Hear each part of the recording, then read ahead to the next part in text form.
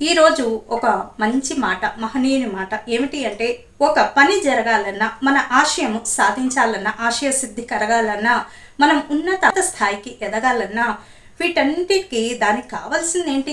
కష్టపడాలి అనేటటువంటి ఒక తత్వం ఉండాలి.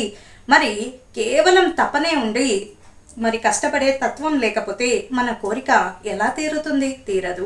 కోరిక కాదు మనకు కావాల్సింది, కష్టపడాల్సిన తత్వం ఉండాలి. ఆకలి తీరాలంటే సింహమైనప్పటికీ, ఎంత సింహరాజు అయినప్పటికీ, అడవిరాజు అయినప్పటికీ మరి ఒళ్ళు వంచి వేటకు వెళ్లాల్సిందే. అలాగే జీవితంలో మరి కష్టసుఖాల్ని అధిగమించి మన విజయాన్ని మన విజేతలుగా నిలిచేటటువంటి ప్రయత్నంలో కోరిక ఒకటే ఉంటే సరిపోదు. దానికి కావలసిన నిత్య కృషి వల్లుడు అంటే ఎప్పుడూ కూడా అదే తదేకంగా అలా కృషి చేస్తూ ఉంటే భగవంతుడు మరి ఎక్కడో ఒక చోట మనకు విజయం అనేది అలా రాసిపెట్టి తటస్థపడేలాగా చేస్తాడు. అంటే మనకు వచ్చేలాగా చేస్తారు. దీనన్నిటికీ కారణం ఏమిటి? కష్టపడేటటువంటి తత్వం ఉండాలి. కేవలం కోరిక ఉంటే సరిపోదు. కాబట్టి కోరిక అనేది ఎంతటి వారికైనా ఎవరికైనా ఉండొచ్చు, కానీ కష్టపడడం అనేది ఎంత వారికైనా తప్పదు.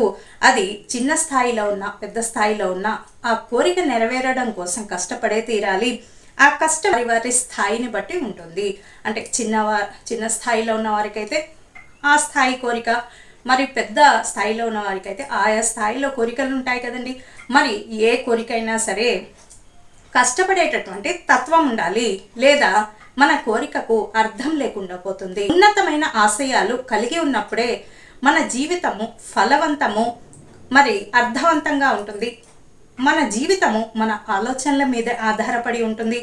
మనం ఏ విధంగా ఆలోచిస్తామో మన జీవితం కూడా అలాగే ఉంటుంది. కాబట్టి ఎప్పుడు కూడా మంచిని ప్రేరేపించండి, మంచి స్నేహితులతో మాట్లాడండి, మంచి ఆలోచనలు చేయండి.